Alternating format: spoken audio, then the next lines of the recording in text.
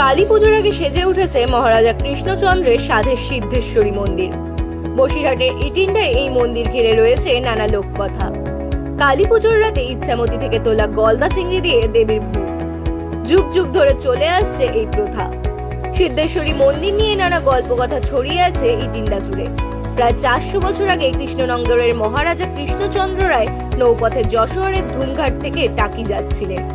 ভারত বাংলাদেশ সীমান্তের এই এলাকাটি সেই সময় ছিল বন জঙ্গলে ঘেরা। দীর্ঘ নৌযাত্রায় ক্লান্ত হয়ে বসিরহাট শহরের উত্তর পূর্ব দিকে ইচ্ছামতির পাড়ে একটি জায়গায় রাতে বিশ্রাম করার পরিকল্পনা নেন তিনি। ভোরে ইচ্ছামতি নদীতে সূর্যোদয়ের রং দেখে আপ্লুত হয়ে পড়েন রাজা। তখনই সিদ্ধান্ত নেন গঞ্জ তৈরি করবেন সেখানে, নাম হবে ইটিন্ডা।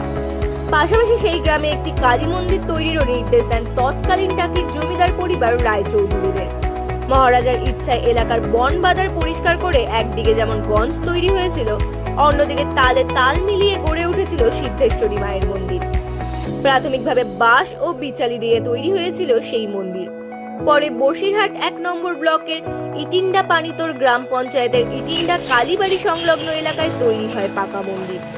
তবে ঐতিহ্য ও পুজোর পরম্পরা কিছুই বদলায়নি।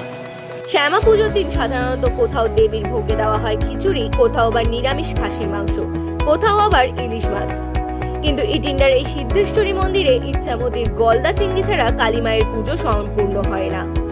যুগ যুগ ধরে মৎস্যজীবীরা ইচ্ছামতি থেকে যে গলদা চিংড়ি নিয়ে আসেন সেগুলিই দেবীকে অর্পণ করা হয়, যা একরকম নজির।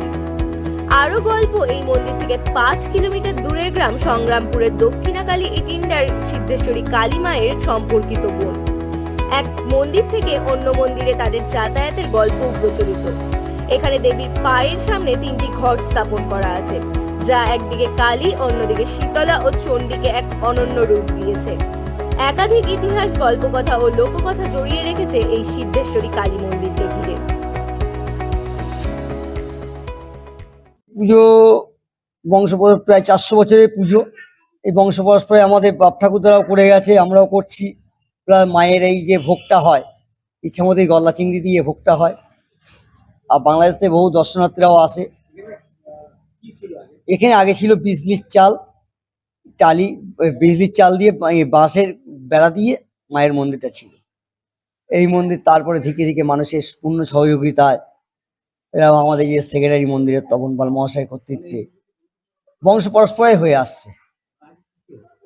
আগে মায়ের পুজো হতো, আবির্ভাব হতো রাজা কৃষ্ণচন্দ্র। রাজা কৃষ্ণচন্দ্র উদ্বোধন করেছিল। মা এই রাস্তা দিয়ে যাচ্ছিলেন, সংগ্রামপুরের কালীবাড়ির দিক দিয়ে আসছিলেন। তা একজন জেলের গাড়িতে করে মা এসেছিলেন। তা মা এসে এখানে পুকুরে চান করতে নেমে গিয়ে এখানে একটা, তখন বন জঙ্গল বাদার বন ছিল, তখন এখানেই কালীবাড়িটা একটা, বাংলাদেশ থেকে লোক আসে, বাংলাদেশ থেকে প্রচুর লোক আসে। ভোগ হয় মায়ের এই আদেশ আছে যে ইচ্ছামতি গলদা চিংড়ি দিয়ে মায়ের ভোগ করতে হবে। সে বংশ পরম্পরায় হয়ে আসছে। আজ থেকে 400 বছর ধরেই এই ভোগটা চলে আসছে, প্রচলন চলে আসছে, এখনো চালু আছে আমাদের। বৈশিষ্ট্য বলতে আমরা সকলেই জানি যে মহারাজা কৃষ্ণচন্দ্রের নাম আমরা সকলেই জানি। প্রায় 400 বছর আগে, আমাদের শোনা কথা, কারণ আমাদের বয়স তো বেশি না, আমাদের শোনা কথা, প্রায় 400 বছর আগে মহারাজা কৃষ্ণচন্দ্র যখন যশোরের থেকে যখন তিনি নৌপথে টাকিতে আসছিলেন ধুমঘাট থেকে, সেই সময় তিনি এখানে বিশ্রাম নিয়েছিলেন। ইছামতি যে নদী, এখানে বিশ্রাম নিচ্ছিলেন। সেই বিশ্রাম নেওয়াকালীন সময়ে তিনি যখন সকালবেলা এখানে ঘুম থেকে উঠে দেখলেন এখানে যে সূর্যোদয়, সেই সূর্যের যে একটা আভা, সেটা তার একটা আজগব অন্যরকম মনে হয়। এবং তিনি তখন স্বপ্নও দেখেছিলেন, এখানে জঙ্গলে ঘেরা ছিল, তিনি স্বপ্ন দেখেছিলেন যে এখানে একটা মন্দির প্রতিষ্ঠা করতে হবে। তাই তিনি টাকির যে জমিদার বাড়ি তাদেরকে বলেছিলেন যে এখানে একটা মন্দির প্রতিষ্ঠা করতে। তাই সেই মহারাজা কৃষ্ণচন্দ্রের ইচ্ছা অনুযায়ী এখানে মন্দির প্রতিষ্ঠা পায়। এবং এখানে যখন মন্দির প্রতিষ্ঠা পায় তখন কিন্তু এখানে মন্দির অনেক ছোট ছিল। আমাদের শোনা কথা, তখন ইট, কাঠ, চাষ, বিচালি এইসব দিয়েই তখন মন্দির ছিল। পরবর্তী মায়ের ভোগ সেই তৎকালীন সময় থেকে আজ পর্যন্ত এত বছর ধরেই পরপর হয়ে আসছে পরম্পরা অনুযায়ী। ইছামতির গলদা চিংড়ি দিয়ে ভোগ রান্না হতো, এখনো ইছামতির হয়, কিন্তু সেই সাথে সাথে মানুষ যারা পুণ্যার্থী তারাও এখানে দেয়।